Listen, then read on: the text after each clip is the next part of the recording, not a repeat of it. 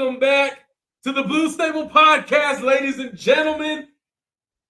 It's been a while. I'm not gonna lie. It's been a while. All right, okay. My ugly face is back now. Yeah, I feel really good to be in front of my guys here, Marcus, Landon. Welcome back to the Blue Stable. I know we've taken like a couple of weeks off.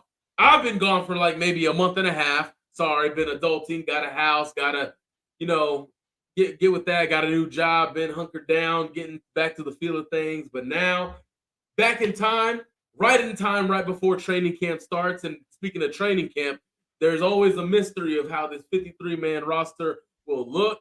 Will the undrafted free agent every year, will that, I think it actually already ended, but will that continue? Will it create a new streak? We will see. But opening up today, we're going to talk about Isaiah Rodgers because we weren't here to talk about that last week. We're going to talk about Isaiah Rodgers and what that could mean for the Colts and also him in the future. But before we do that, before we get to all of that, all right, in this show, we're going to do a live. We don't have our projections yet. We don't know who we're going to pick.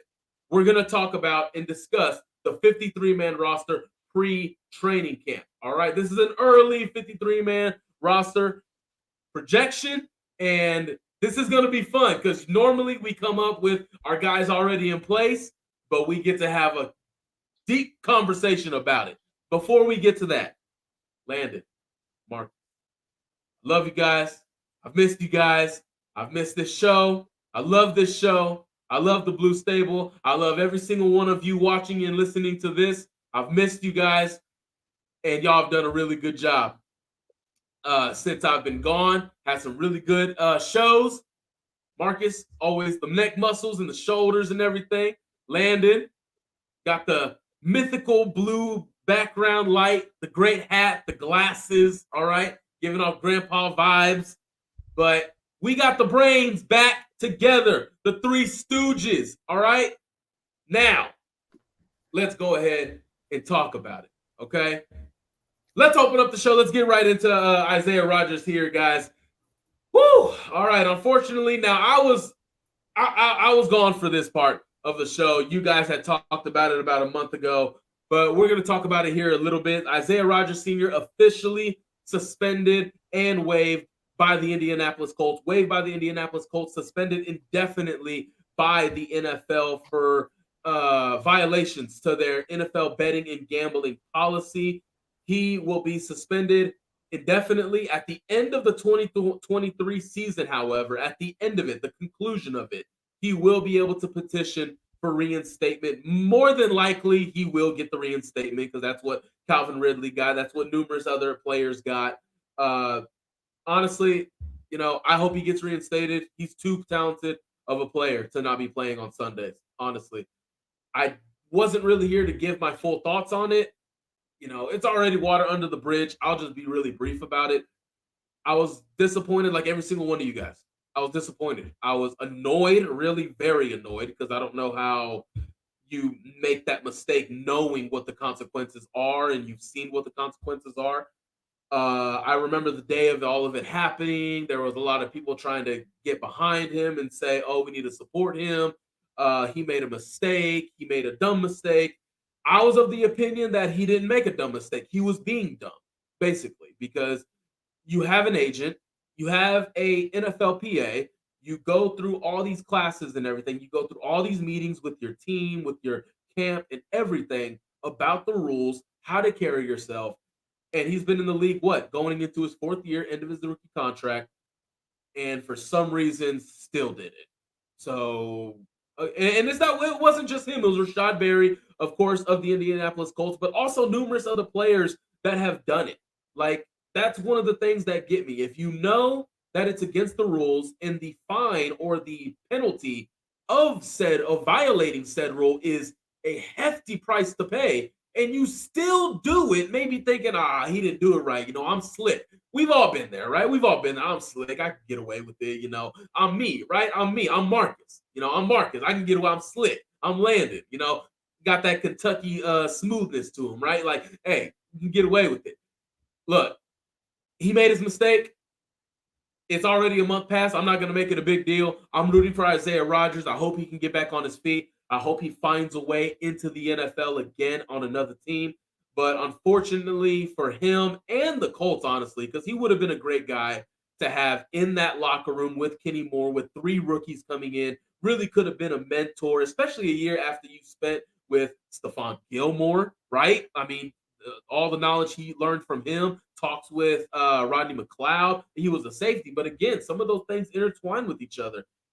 Disappointed. But it does not stop the Colts from being the Colts. And honestly, before we move on, Marcus Landon, since he has officially been indefinitely suspended and waived by the Indianapolis Colts, any final words to Mr. Isaiah Rodgers?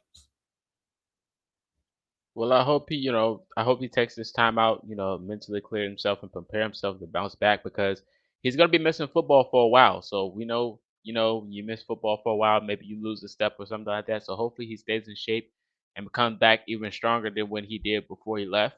And I hope he really learns his lesson from the situation. He's always gonna have a fan in me, Isaiah Rodgers Sr. for sure, because I was a huge fan of him before, everything happened. So even with the stipulations at hand, it won't change my outlook on him as a player in general on the field because he was a dog. So hopefully he can bounce back from the situation. Hopefully he can land in a good spot and, he doesn't lose a step. So I'll always be a fan regardless. Yeah. So something I've thought a lot about with Isaiah Rodgers' situation is something that I try to live by, and like it's a saying that like I've really implemented in my life for years now, and that is that I never lose. I either win or I learn. So this is a situation now for him to decide. Obviously this isn't a win, so now you got to learn from it. So hopefully it's something that he learns from, and he's able to, bounce back. Unfortunately, probably not going to be for the Colts, which is really unfortunate because something like this that does happen is tough for a young team, and it's tough for the player, especially whenever you see guys committing way worse things that get way less of a penalty against them. It's tough to handle, and so probably what's going to happen is he'll set out a year, maybe two, we don't know, but whenever he does eventually get reinstated, which I do believe will happen, some team's going to pick him up, and it's going to be a team that values winning football games over little menial things like this that he didn't hurt anybody, nobody, nothing happened. So some team that values winning football games over this type of stuff will end up picking him up, and they'll have a very talented player in a position that's very important in this league. And so hopefully he can bounce back from that, land in a good situation, and which I think he will. And it's just unfortunate that the Colts, decided to part ways with him. But I understand the nature of the business, but it's just for a team that hasn't really won anything, in the last, decade, I would say, haven't won the division since 2014. Mm-hmm. I, I I just think with talented players, it's tough to let them go and keep preaching the character thing because we've seen now that it does not translate to winning football games, which is what the name of the game is. Hey, well said. Well said. Wyatt Law says this is a development season. I think we will stick with the young guys and rookies and not mess with signing a vet corner. By Thanksgiving, they won't be rookies any longer. Appreciate you, Wyatt Law, man. Always thank you for the comments, man. Exactly, and that's the final words, man. It was like last month. Suspension was handed out last week. There's not really too much to really go into it about, especially because we got a lot more football to talk about, especially if we're going to get into these 53-man roster projections here. But much love to you, Isaiah Rodgers, man. Get back up on your feet, learn from it. You're going to be playing football again soon, hopefully, and hopefully it's going to be on a winning team because, man, you have talent and it needs to be on the field on Sundays. So now, moving on, guys. This is exciting. I'm excited to get into this portion of the show because I already got the list down all the way. Okay. Spent about maybe 30 minutes before we did this show, getting all the names down and everything, and really just gonna be plucking from this as we go along. So who's ready to start projecting 53-man rosters, right? All right. Let's get it. Let's get it.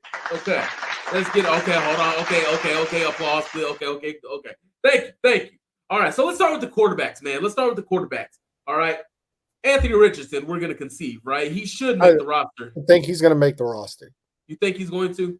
I think Any objections, Marcus? You think he might be too slow? Might not, might struggle in preseason games?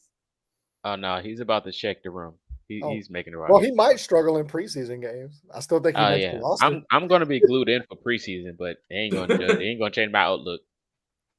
Okay. So Anthony Richardson, the number 4 overall pick in the 2023 NFL Draft, obviously will make the roster. Gardner Minshew will make the roster. 1-year deal coming over from Philly with Nick Sirianni. Going to be the backup vet for Anthony Richardson, help him along with the playbook, help him along understanding the concepts, the reads, and all that stuff, helping him identify defenses, right? Correct. I do agree that I think he will make the roster as well. Marcus Dutton. Oh yeah, absolutely. Gardner. I mean, that was my QB1 anyway. So my guy Gardner, he better make the roster. We got to get him on those. We got to get him on those tickets. You see that face? Ain't no way they're getting rid of him. Oh my gosh! You worried about the face? I'm worried about the flannel, right? The crop top. That's you what look I'm good, about. you play good. Ain't that what they say? Hey man, he's got a great face for like the front of a country album cover, right? So. But anyways, and here's my question, because there's only one other quarterback on the roster, right? Sam Ehlinger, okay? He was part of the Frank Reich regime, thought to be just a body last year and get cut. But he showed something in preseason. He showed really good stuff in preseason. As a disaster of it as it was last year, he came in 2 games and showed some stuff. It was the regular season, right? As miserable as it was, again, he came in at a miserable time. Me personally, now I need you guys' thoughts on this before we put him down or kick him out. Are you giving a roster spot to Sam Ehlinger? I mean, he's still a young guy going into the 3rd year of his rookie contract. So if Gardner Minshew bounces for maybe a starting job next year, you have insurance, especially a guy who is mobile, who is very intelligent, by the way, a very smart football player, learned with Gardner Minshew. Where do you guys stand on this? Marcus, let me start with you. So here's my thing. I do think Sam Ehlinger. I think he's going to be like maybe a practice squad type of quarterback.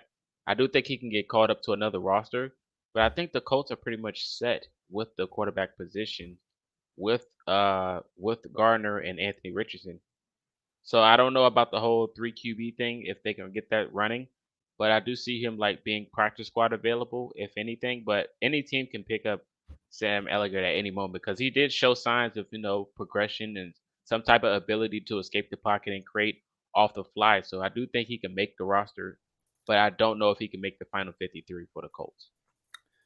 So here is something that might have kind of like slid under the radar through the offseason, which I don't know if you guys know about or not. So a rule was passed at the owners' meetings that you are allowed to keep a 3rd quarterback on the team that does not count towards your 53-man roster. So while I would put Sam Ehlinger in as not counting towards the 53, technically, he will be able to stick around and will be able to be a member of this team. So, yeah, I think Sam sticks around. I think he continues to develop while he won't count for a roster spot, which I think is awesome because as we've seen numerous times, quarterbacks can just drop like flies, especially this last season. So, most notoriously in San Francisco. So that rule was kind of implemented this offseason to kind of offset the losses of quarterbacks. So Sam can stick around. He can be a member of the Indianapolis Colts. He actually does not. It's part of the rule. So they do not count towards your 53-man roster. You are able to keep 3 quarterbacks. The 3rd guy does not count towards the 53. Bro. It was just passed this offseason. So I think it's a fantastic rule. So that went straight over my head. That went straight over my head, honestly. Okay, so I think, so here's a new question. And if you guys in the comments want to give your opinion, give it, please. Is it a guarantee that Sam Ehlinger is still a Colt by September? I think it is. Yeah, For sure. I think he's shown enough to guarantee his spot. I don't know if anything about getting rid of him or anything of some sort. I think he does deserve a spot in India, sure. Especially with this offensive line, with this protection, anything can happen. So worst case scenario, throwing Sam in there for a few games. I think he's gonna have that Colt McCoy type of career. Colt McCoy never really had a solid starting position in his time in the NFL, but I think he's shown like he can win you a few games or hold you over until your main QB comes back. So I think he can have that type of potential for sure. I think he can stay on the spot for sure for Colts. Yeah, and like just to clarify, so like you have 48 players on your active roster on game day, and you have 53 total. That includes, you know, players that are on the roster, and then you also have your practice squad guys as well. So what that means is Sam can make the 53, can become protected, all that kind of good stuff, but he can actually dress on game days as well and not count towards an active roster spot. Yeah. So you can dress three quarterbacks. They don't count. The third guy will not count towards any of your roster spots or anything like that. Um, so yeah, to me, I think Sam is a shoe in for that. I think he is a very valuable third quarterback, especially, for as smart as he is, the experience that, I mean, he played a lot of college football. He's played a lot of football. Now going into his third season in the NFL, very, very intelligent. It's almost like having another coach in the room. And you hear that kind of echoed a lot. So with Anthony Richardson, you want to keep guys like that around him that have that experience, that have played a ton of football, that are smart and can help him digest that information very quickly. All right, let's move on here to the running backs. All right, got total about maybe 5 right now. I don't know how many they're going to carry, 3 or 4. We got Jonathan Taylor, Zach Moss, Deion Jackson, Evan Hall, Jake Funk. All right, so obviously, Jonathan Taylor, right? Jonathan Taylor's going to make it. Okay. Personally, okay, I think Evan Hall is going to make the roster. He's a 5th-round pick. Unless he absolutely just embarrass himself in preseason. Maybe he gets waived and gets brought back on or cut and brought back on the practice squad. Maybe. But Zach Moss and Deion Jackson, personally, this is just my thinking. You can't keep both. Can't keep both. You have to have a specialty running back. Jonathan Taylor runs the ball, very minimally catches it. Zach Moss runs hard. Deion Jackson runs hard. But who is the pass catcher in this group? Out of this group, who is it? Naheem Hines is gone. Traded him last year. Who is the pass catcher? I think Evan Hall has to be in this roster spot. Yes, that's what he was drafted for. That's what his specialty was. Running hard, catching the ball out of the backfield at Northwestern. Even as sorry of a team they were, he was catching the ball and he was getting some of that yak. All right. So to me personally, I think Hall is already Taylor and Hall. That's your 2 guys right now. Who is the third? Who are you choosing out of Zach Moss, Deion Jackson, Jake Funk, as it stands right now, bearing any other moves in the future? Landon, let's start with you. Yeah, so going back to because really I'm trying to base this off of what Philadelphia did last year, and obviously because Shane Steichen's coming from that offense and he'll carry a lot of this similar philosophies. So they did keep 4 running backs last year in Philadelphia, and the way I look at it, this team is not going to be a team that throws the ball a lot this year. This is going to be a very run heavy offense. We know the attrition that comes at that position. So I very strongly see them keeping 4 guys in the running back room. And obviously Jonathan Taylor is the shoe in. He's going to make the roster. So then, like you said, you have Evan Hall, you have Deion Jackson, you have Zach Moss. And I think they'll round out the other 3. So I think that's a really solid 4-man rotation where all 4 of those guys will make this roster. Just because of one, I think the way they're going to play this year, because they're going to run the ball a lot with Anthony Richardson, with Jonathan Taylor. That's going to be the engine of everything this this offense does, at least for this season. I don't expect, them to just throw Anthony Richardson out there and have him start throwing 35, 40 passes a game. I just don't see it. So, yeah, I think to me, they keep 4 running backs, and Evan Hull I think he's a do-it-all guys. I think Deion Jackson as well really showed that he can make plays in the passing game as well. And I think that's something that Jonathan Taylor is really going to kind of expand on in his role as well. So you have Zach Moss, who's kind of more of like the bruiser, can get you the tough yardage along with JT. But then I think you also have 3 guys there with JT, who has underrated hands, as far as that goes.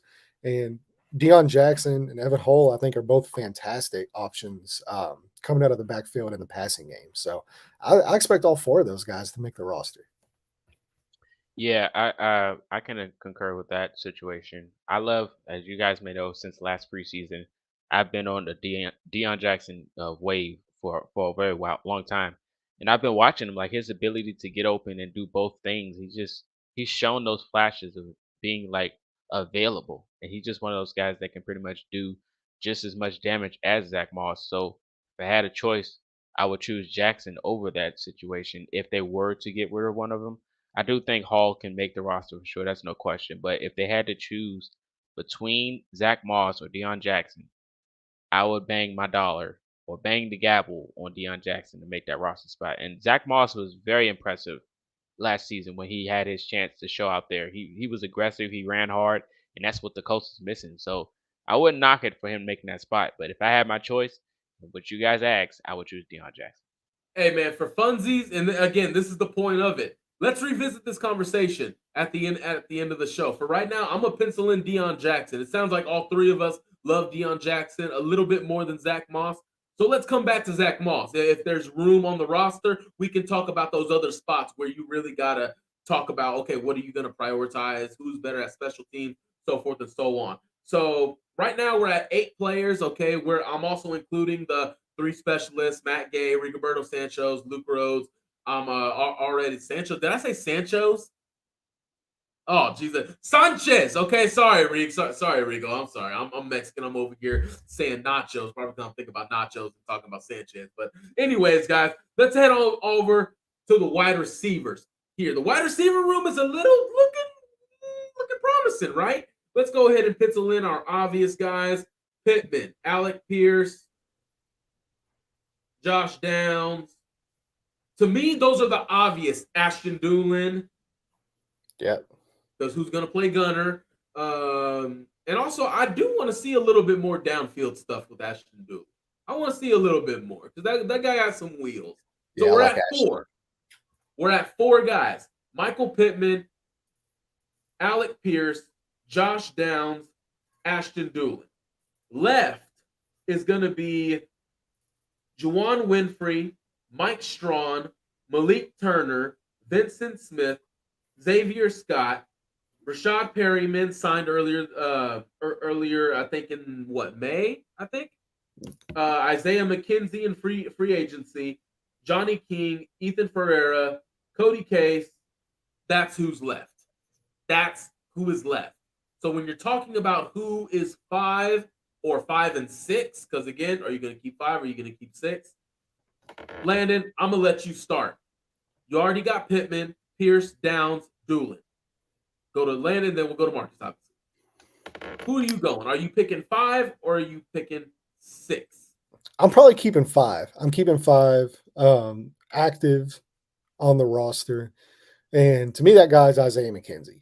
That's the guy I'm targeting. Unless Mike Strawn finally realizes that potential and he just absolutely dominates, the next 3 months, then maybe it's a discussion. Rashad Perryman to me is more of a camp body. I don't really think, with them losing, oh gosh, it's blinking me. Somebody went down with just the injury. Or maybe it was just because, Pittman wasn't practicing, during OTAs. Josh Downs wasn't practicing during OTAs. I think Doolin was actually visited OTAs as well. So Pierce missed a little bit of time as well. So I think they kind of brought him in worked him out just to have some depth there at that position there in camp and all that stuff. And obviously, this is before camp, so we'll see. But yeah, I'm keeping 5 guys, and to me, those 5 are obviously the 4 that you named off with Pittman, Pierce, Downs, and Doolin.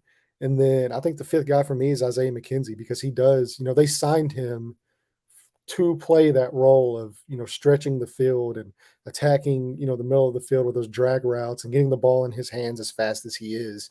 Those explosive shots. We see the video of Anthony Richardson from the other day throwing 65 just standing still. I mean, just 65 yards down the field like it was nothing, just the flick of the wrist. So he's a guy that can take advantage of an arm like that. So that would be where I'm going because I think Doolin can be your possession guy. I think Pittman's a possession guy. I think Downs is even more of a possession guy than he is just a straight burner. So I think you need another burner to go along there with Alec Pierce. And to me, that guy's Isaiah McKenzie. Yeah, I definitely can, attest to Isaiah McKenzie over Bashar Perriman. I think Bashar Perriman's definitely been on a bumpy road since his injuries. He's been bouncing from team to team, can't seem to stay healthy. He does have a drop history as well. I definitely think they brought him in just for competition to see where he is, like health wise.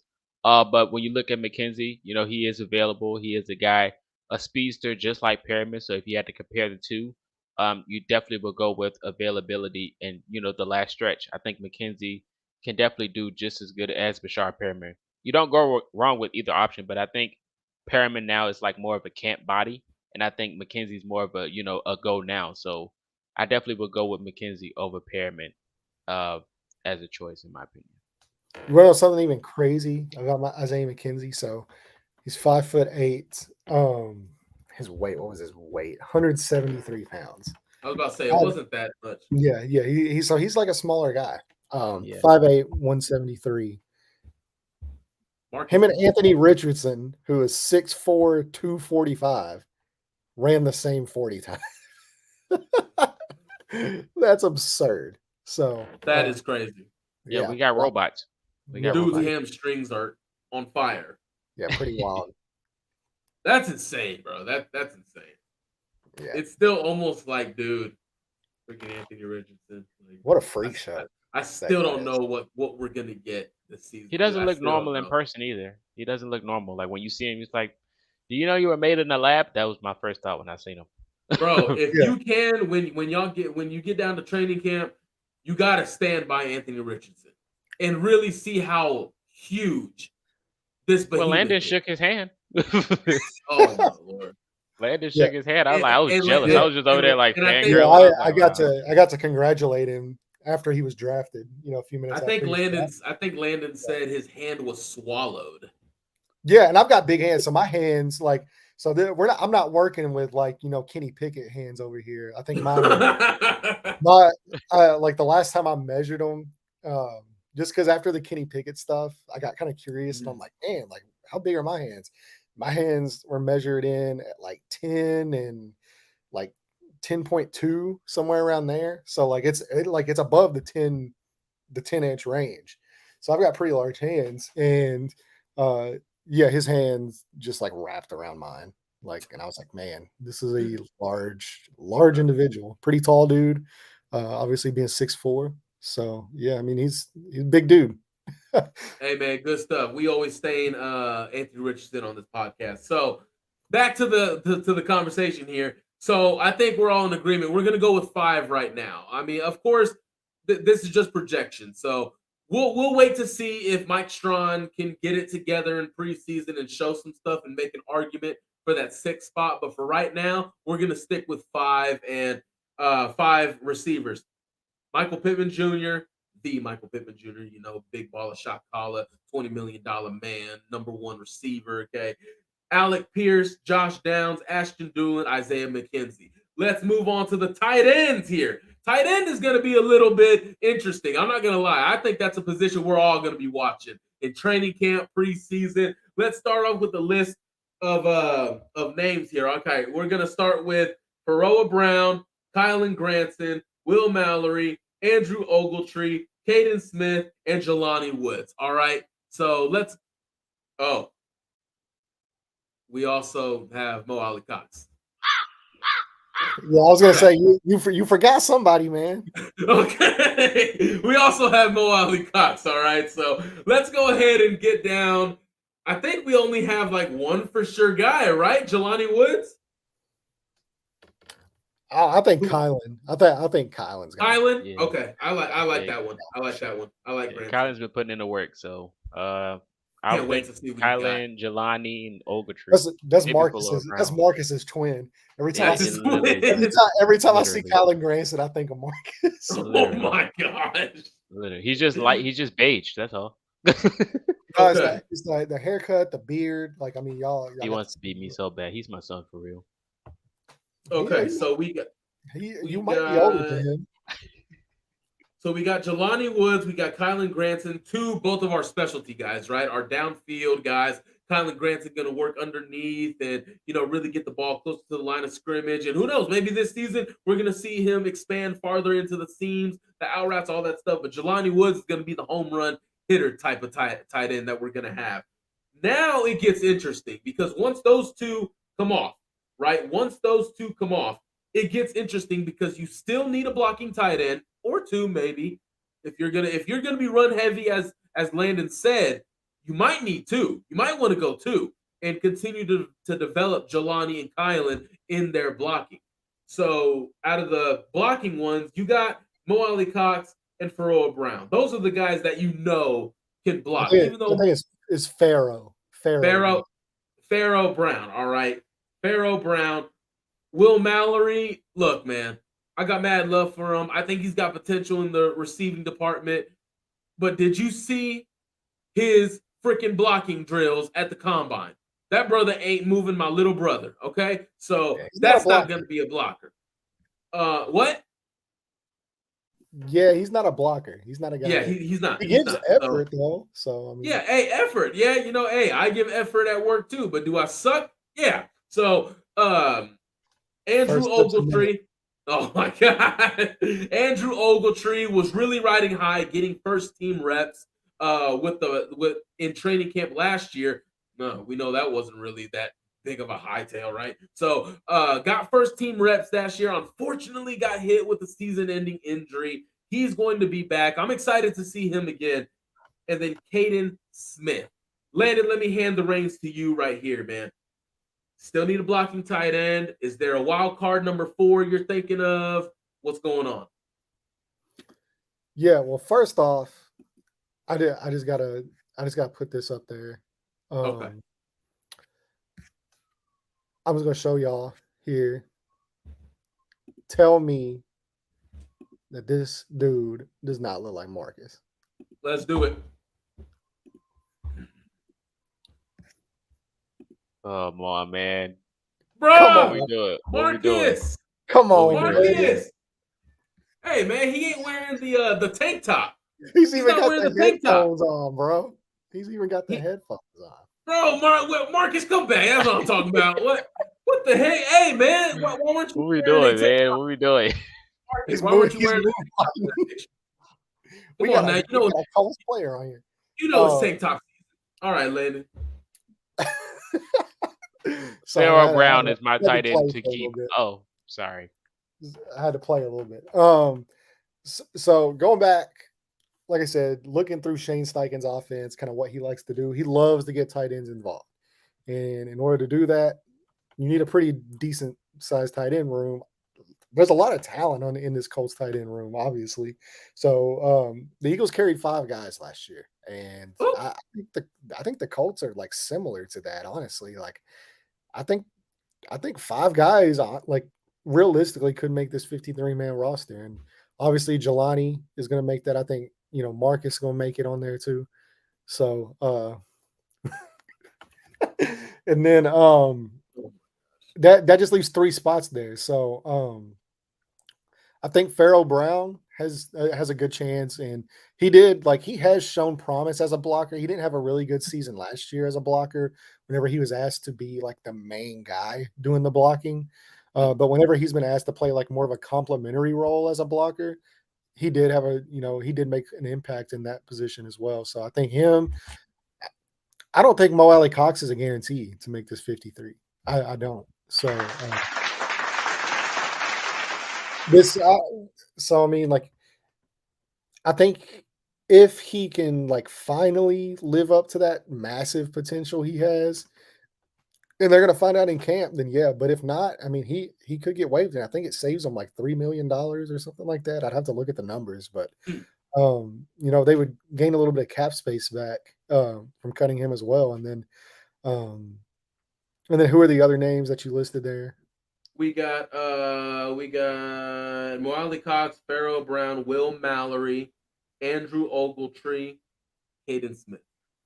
Gotcha. So Ogletree to me is really intriguing, like Mhm. because he was dominating out in camp last year. I mean, like he was putting it on dudes last year, and we saw like early on in the season, this defense was a really good defense, and he was exposing a lot of people last season in camp before that injury. So if he can come back and be even like remotely the same guy he was with the same athleticism, I do think he makes this 53. I do because Hey, he was that good in camp last year. And if he can continue that trajectory, I would have him out there. Um yeah, Mo, man, for now, I'm gonna say yes, he will make this 53 just because this is a really young tight end room. Like it's still really young.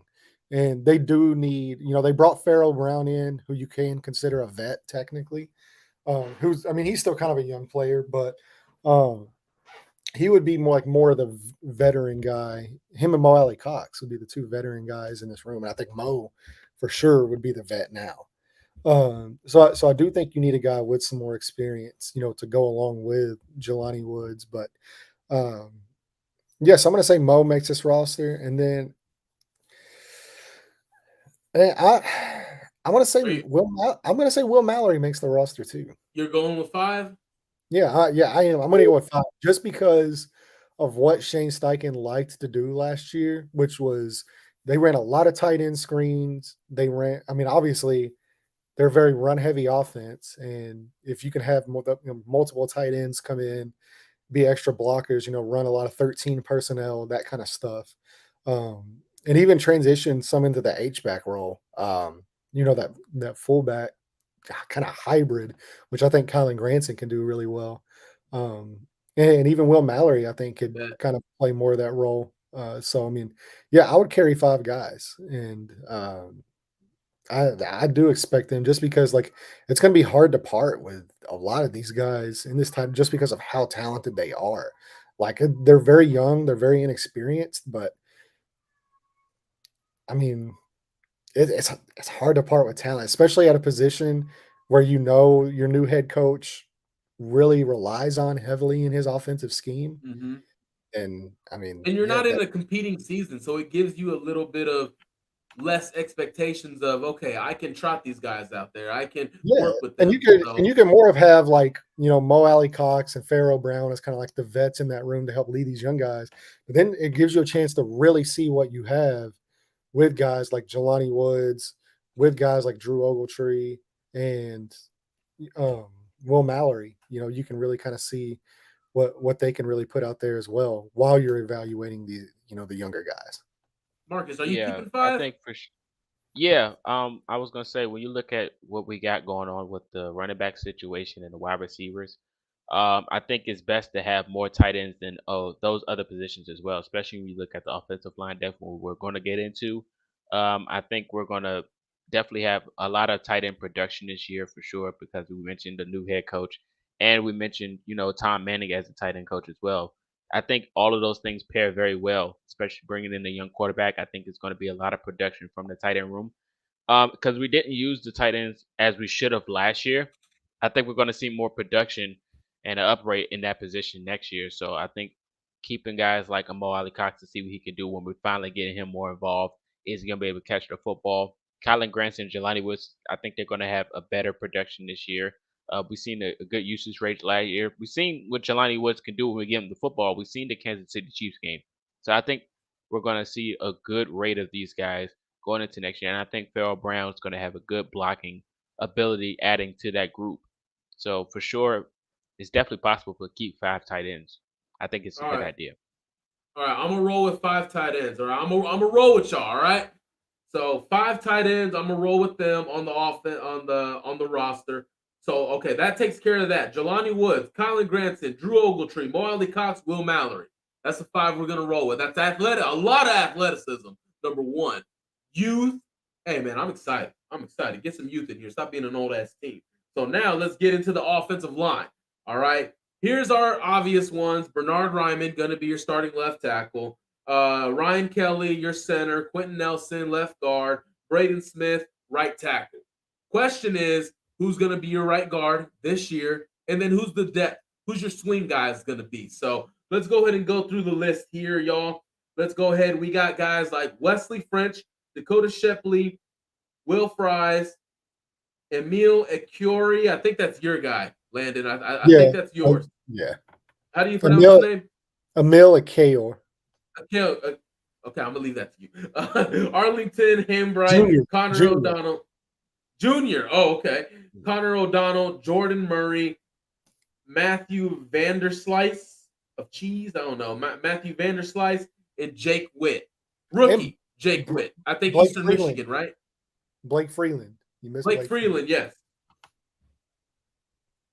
Yeah, rookie guy. So I do expect him to make this roster. So really, like when you're looking at something like this, you got to kind of like divvy it up between like tackles and guards, and like centers and stuff like that. So like normally teams will keep, obviously Ryan Kelly's going to be the center, but they'll have guys that can play guard and center, a little bit more. So, They got Danny Pinter. Yeah, so like I would put Pinter in that role, and then you'll have Nelson. I do think Will Fries will be at, as far as right now, is the starting right guard. So I think he's making the roster, and that gives you 3 guards and a center, and then your tackles. To me, you're going to end up having guys. You got Braden Smith, Bernard Ryman as your starters, and then I think Blake Freeland will be a guy. That's 3, and then I think you might want to grab like another swing guy, possibly, in there as well. So that'd give you 4 tackles, a center, 3 guards. So of the guys available, are we gonna go with Will Fries? Absolutely. Yeah, I think absolutely. You think he's your starting right guard? I mean, As a I right know I know offensive line coach Sperano is very high on him.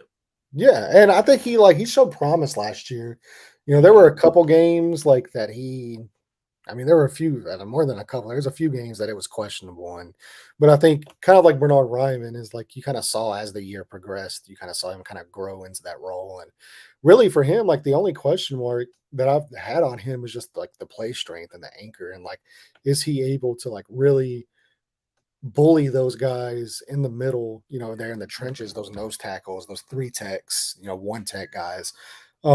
Is he able to really kind of impose his will? Because there was quite a few times where you saw him get walked back, and that was his big question mark coming out, was just his play strength, his base. So if he can improve on that with his athleticism, the arm length, all that kind of stuff, he's a smart dude as well. So I really do think like he can turn into a really good player there at right guard. So I do think for sure he makes the roster. And then I think Danny Pinter as well would be a guy I would put in there as well. Just having that guy that can play center, can play guard in case of emergency. And then Blake Freeland is another guy that I think for sure is going to make this roster. So right now we're at 7. Bernard Ryman, Ryan Kelly, Quentin Nelson, Danny Pinter, Braden Smith, Blake Freeland, and Will Fries. We adding 1 or 2 more? What are we thinking? We don't have to add a couple more, honestly. I mean, like, because I mean that's a position as well. Like it's going to be like we see it every year. Like there's attrition along your offense. Like you need to be able to go 9 deep, 9 to 10 guys deep. If you need to on an active roster. So here's the question, because this is interesting now. Wesley French, do you want to keep French Fries? Do you want to keep that together?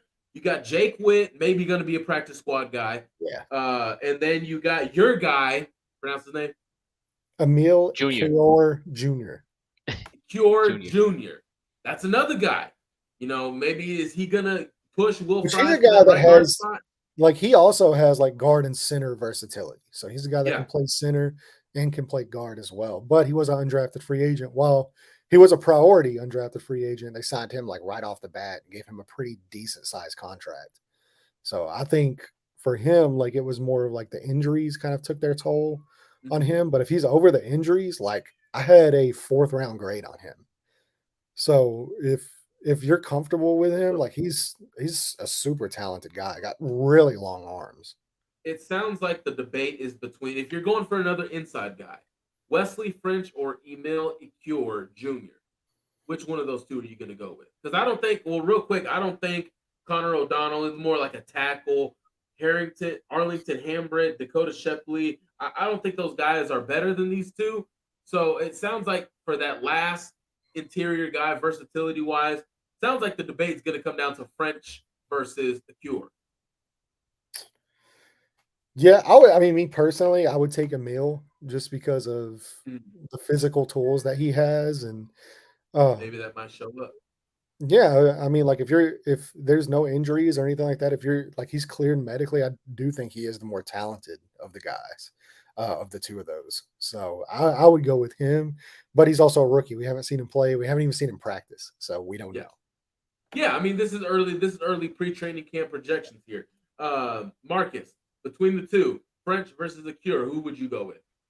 I think we will go with French. I don't know if he really had the chance to actually show his stuff out there last season because of the depth piece. But I think French will probably be the answer. But they're always going to get caught up because the offensive line drops like flies. So I think they both get a chance eventually.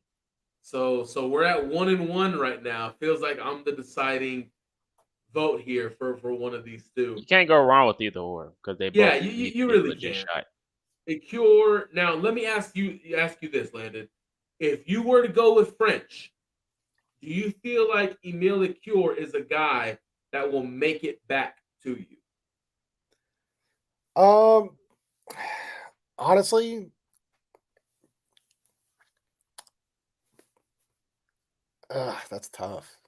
Because he was tough. He was a priority for like a lot of, like, there's a lot of people that thought he would have been drafted in like I said, like that 4th, 5th round. So anytime you let a guy like that become available, generally they get snatched up pretty quickly. And for them to give him as much money as they did to guarantee that he did come to Indy, obviously his hometown as well. So he's from Indianapolis, grew up here. So for him to come back home, yeah, I mean, I don't think he would. I think he would get poached off of your practice squad. But so really, it's like what you're looking at with those two guys, though, is like you're looking at the talent versus the experience. So French is obviously going to have more experience, able to step in. He's played the position now in the NFL. This will be his 3rd season, I believe. So he's got 3 years. Well, while you look at like a guy like Emil, where he's just he's just a talented player with just some concerns. Okay, so I'm gonna go with Emil. That's who I'm gonna go with because just like last year, remind me of his freaking name, and for some reason, it's getting away from me. The linebacker that got waived, that got cut and landed in Chicago. Oh, Sterling Weatherford. I don't know why I was thinking like Anderson. Yeah, he was a safety. Yeah, he was a safety turned into a linebacker. Safety linebacker had a great training camp, had a great preseason, gets cut, and then doesn't even make it back to the Colts. Lands the waiver wire, gets claimed by the Chicago Bears. If that doesn't happen, that's another depth piece that you could have this season for a guy being out like Shaquille Leonard. That's another depth piece you could have, more talent. I don't want to run into that problem again. I want to go with the talent. For right now, again, we haven't gotten to training camp, haven't gotten to practice, haven't gotten to scrimmage. They're scrimmaging the Bears this year, right? The joint practices, the Bears. We haven't gotten there yet. We haven't gotten to preseason. I'm going to go with the talent. I'm going to go with the youngster. I'm going to go with youth because, again, you're not competing this year. You're evaluating your roster and you're trying to get talent in. So that's what I'm going to go with. Let's go ahead and we're finishing with 8 offensive linemen. All right, 8 offensive linemen. Now let's go to the defensive line. All right, defensive line. This is gonna look a little crowded. All right, little crowded here. Okay, just updating this count here. All right, now let's go to the defensive line. I'm assuming we're gonna go with the obviouses again. Let's go Buckner, Grover, Quiddipe,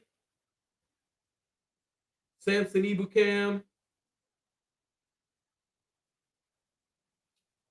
Those are the 4. Those are your 4 starters, obviously. Now, let me erase some of these guys here. So here's the question with this. Now that you got your starters on here, you got Quiddipe, you got DeForest Buckner, you got Grover Stewart. Now it gets interesting. Because there is some talent, but there's also guys who have been selected in the draft, guys who came over. Updating this list here real quick. Sorry, y'all, bear with me. It's a lot to keep up with. All right, now, here's the next guys. You got 4 guys now. Now, let's get into the other guys. Adetomiwa Adeboare, that was your 4th round pick. Still don't know how he was available in the 4th round, but let's go ahead and put him there. Let's go ahead and put him as Tommy. Now, can't forget Dio. Can't forget Dio. Now we're at 6. Now it really gets interesting here. Okay, long ass name. Let me cut this down real quick. All right. Bang. Are we going with Eric Johnson? I mean, he was a rookie last year. I don't see why not. I wouldn't go with him probably. No? Landon, are you cutting away from him? He was just a rookie last year. I think he's still like more of a practice squad guy at the moment. Oh, okay. That is interesting to say the least. But I do think y'all outvoted me, so he is not making it. Okay. So now the names that we have left. Jannard Avery, obviously, was recently signed to free agency. Khalid Kareem, former Notre Dame Fighting Irish player. Rookie, drafted. Titus Leo, the small town school draftee, annual small town school draftee by Chris Ballard. Titus Leo, Tyquan Lewis returning on a 1-year deal. McTelvin Agum. I really liked McTelvin Agum in his draft process coming out of Arkansas. I really liked him. He kind of flamed out a little bit, but now he's here. I wonder what he's got to show. Taven Bryan, Eric Johnson, Caleb Sampson, Jamal Woods. All right, so right now, guys, we are sitting, I believe, 1, 2, 3, 4. We're sitting at 6 players right now. Obviously, you want to add more to that. Let's go break it down player by player. Jannard Avery. Are we going with him? Bet? I would say yeah. Yeah. I think he has a chance to make this roster. Yeah. I think you need, like, we know how Chris Ballard is. Like, he's going to value that defensive line above basically every position on the roster. And you need to have 10, at least 10 deep. Like, at least 10 guys deep. That's why I was kind of questioning, like, you sure Eric Johnson won't make it? I mean, I haven't seen him play. I mean, I don't know. I mean, he got some run last year. He showed some solid things. Yeah, well, I mean, I'm fine. Like, if you want to put him down, like that's fine. He definitely has a chance for sure. Only because we know what to expect. There's going to be a lot of names on this list. Okay, so Jannard Avery's there. You got Khalid Kareem, Titus Leo, Tyquan. We're gonna go with Tyquan Lewis. We want to give him another run. Okay, absolutely. Tyquan, he is back. All right, we're sitting at 8 now. We're at 8 guys. We probably want to add another one, right? You probably want to add 2 to 3 more guys, honestly. All right, let's go. The Indianapolis defensive lineman. Here we go. Khalid Kareem, Titus Leo. Yo, you going with Titus Leo? Small town school coming in. Not yet. I think he's a practice squad guy. You think he needs to get a little bit stronger, hit the weight room, spend a year in the NFL weight room, and Okay. So he's gone. Taekwon Lewis is in. McTelvin Agum, Taven Bryan. You think Taven Bryan's a guy to watch? He's very talented. I mean, he had talent coming out. I believe he was a first round pick for Mhm. Jacksonville, if I'm not Yeah. mistaken. So, I mean, yeah, he for sure has a shot. So, I mean, I'm fine. Like, if you want to throw Eric Johnson in there too, just to see what he has, like, Okay. I'm cool with throwing him in. All right. So let's finish it out with He's another guy that's Bryan. kind of got that like inside outside versatility. Uh-huh. All right, let's go with Bryan and Johnson. Because again, the amount of defensive linemen Chris Ballard is going to keep. And again, Eric Johnson was on the roster last year, made the roster last year, was basically the number 3 off the bench, basically coming in behind Grover and DeForest, showed some good stuff. And again, he was a rookie. I think he has a quick get off on the line of scrimmage. He has a quick get off. If he can continue to, sharpen those skills, especially with his hands and everything, I think you got something there. So we're here with 10 defensive linemen. DeForest Buckner, Grover Stewart, Kwity Paye, Samson Ibukam. Those are your starters. Then you got Adetomiwa Adebawore, Dio Odengbo, Jernard Avery, Taekwon Lewis, Taven Bryan, Eric Johnson. Bang! Let's go. Hold on. Sorry, guys. All right. Now let's move on to linebacker. Let's move on to linebacker, man. Let's get it. All right. Okay. So we know Shaquille Leonard is hurt right now. Probably will not practice. Probably will not play this season. Man, I don't know. But I don't see him being on the initial 53-man roster. Probably going to go on PUP to see where he's at, where he progresses throughout the season. So he won't make the 53-man roster. Now, with him gone, you're looking at Liam Anderson, JoJo Doman, Zaire Franklin, Donovan Martin, Cameron McGrone, Sagan Aljubi, EJ Speed, Grant Stewart. So now let's go ahead and go with the obvious here. And I think this is actually going to be pretty easy. Hold on. EJ Speed, right? Yeah. EJ's gonna make the roster. Darius will make the roster. I think he plays, honestly. You think he plays? I do. Oh. Marcus, you're the If deciding. anything- I say no. Landon says yes. You're the deciding factor. What's up with Shaquille? He's gonna, even if he is hurt, but if he could walk, I'm pretty sure he's gonna play. We see him last year; he was playing 50%. So I will put him available. So you're not gonna put him on PUP to start the year? No, if he Whoa. can play, Well, I'll like, put him out there. he's been putting in a lot of work in like training and stuff too. So he's All right. Yeah. So And Leonard's my going other on the list. options, if we can choose 1 or 2 linebackers, I'm going JoJo and Stewart. that's probably who I would go with as well. Out of those Yeah, options. JoJo Stewart's definitely making it for special teams purposes. I mean, Yeah. you traded a 6th-round pick for him. So And JoJo as well. He's going to be a guy that makes it just off Yep. of like special teams and then what he can kind of give you in like, that linebacker room. Yep. And then Well, undersized guy, but dude just makes plays. Yeah. Ain't nothing wrong with that. I mess with that hard. Let's go here. And I think we're good, right? We're good with 5 linebackers. Absolutely. If not, we put Nick Cross right there. All right. Okay. All right. So we got linebackers. All right. Keeping count here. Keeping count of the roster. We're at 41 players right now, and that is including our specialists, guys, the 3 specialists. So we got 2 positions left, cornerback and safety. All right, cornerback and safety. Let's hit up corners. So obviously we talked at the beginning of the show, Isaiah Rodgers will not be playing, so which opens up a spot. So let's go again. Kenny Moore. Yeah, I think Moore. corner is pretty easy, really. Yeah. Brent, Rush. We want to put Flowers there, right? Yeah, Dallas Flowers and Jalen Jones. I think both Jalen those Jones. guys. Okay, I thought Jones may have been a fun topic question. Okay. Nah, All right. he balled So out. Kenny, He balled out in OTAs. hey, Kenny Moore, Julius Brents, Darius Rush, Dallas Flowers, Jalen Jones. We're at 5.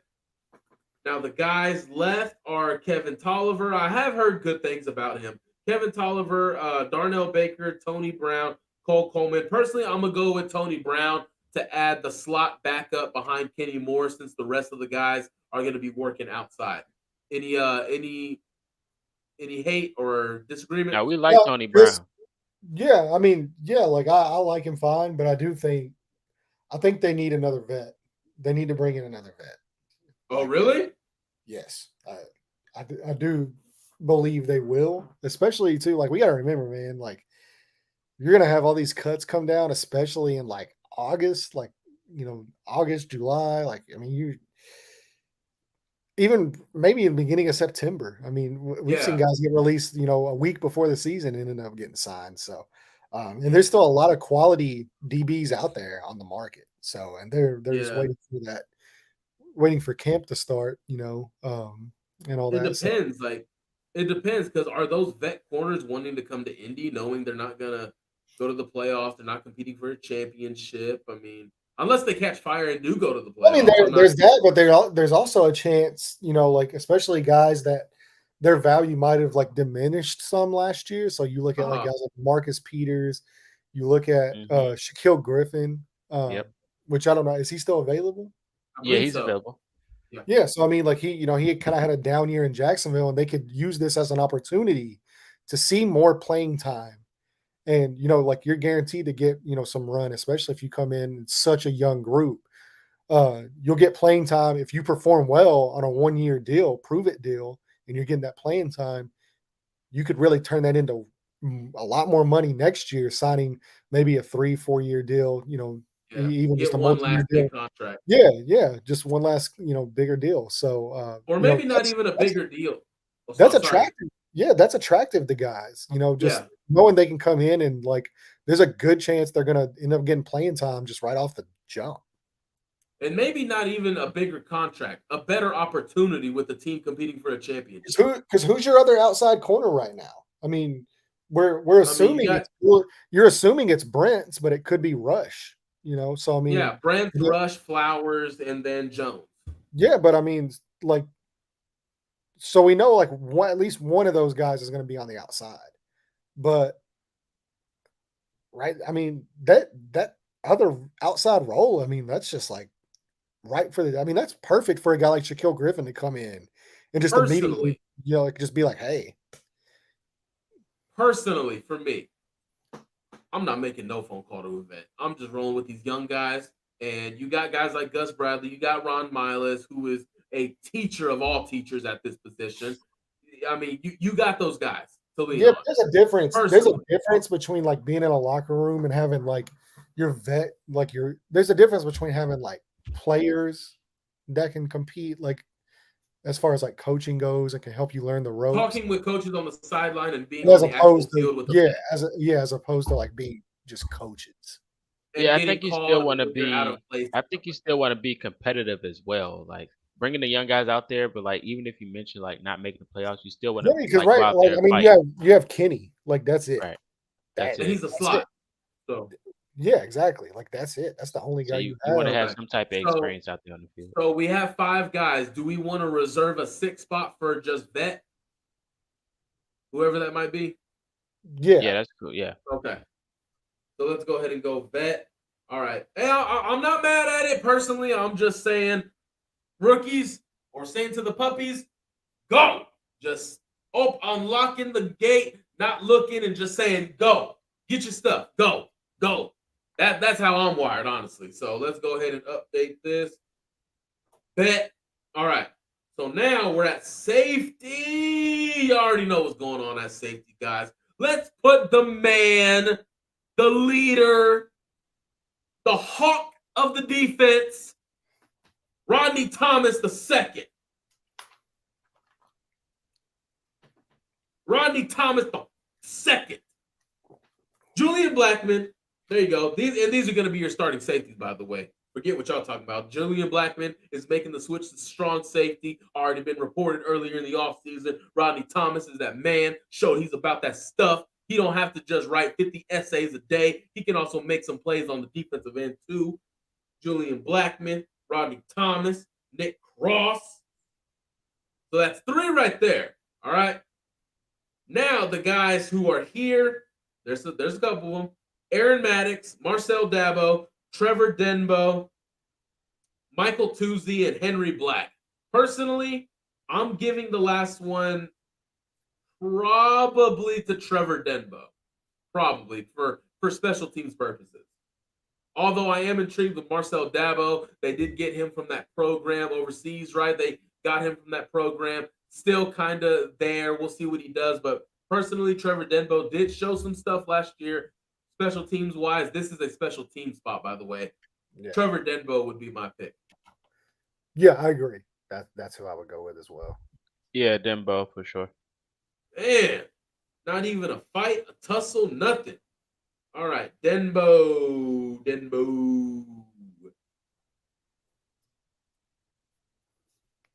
All right, so here's the interesting part about all this. We have 2 spots left. We're currently at 51 players. So are we going back to running back and adding Zach Moss? I thought we already had him. I thought we had 4 running backs. No, we had 3. Taylor, Hall, Jackson.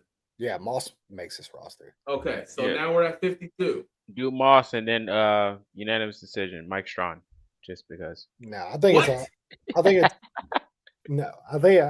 it's either offensive lineman or defensive lineman. And for me, I think did we keep French on there?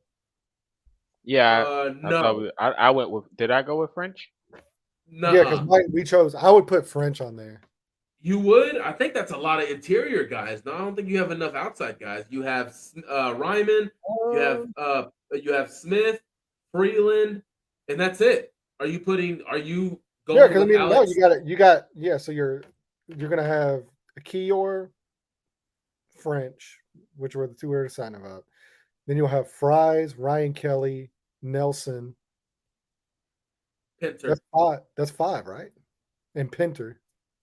Kelly, Nelson, Pinter, Fries, Cure. That's 5 right there. And then you have 3. Then you got 3 French, tackles. Right? No, I didn't put French. Because that's what we were debating. I think they keep 10 guys. So you going French and Murray? You going with Jordan Murray or Jake Witt? I think Jordan Murray would be the guy. Yeah. Okay, so 10 guys. We only have 1 spot left. We're at 52. So I think you got to go tackle, no? The Murray guy? Yeah. Jordan Murray? Yeah. I think they'll keep 10 offensive linemen. Okay. So maybe we're off. Maybe we're off about that vet at the corner spot. I don't know. It probably is likely that they'll bring in a vet at cut down day. All right. Murray, here we go. That is it. We have completed the 53-man roster. Of course, pre-training camp.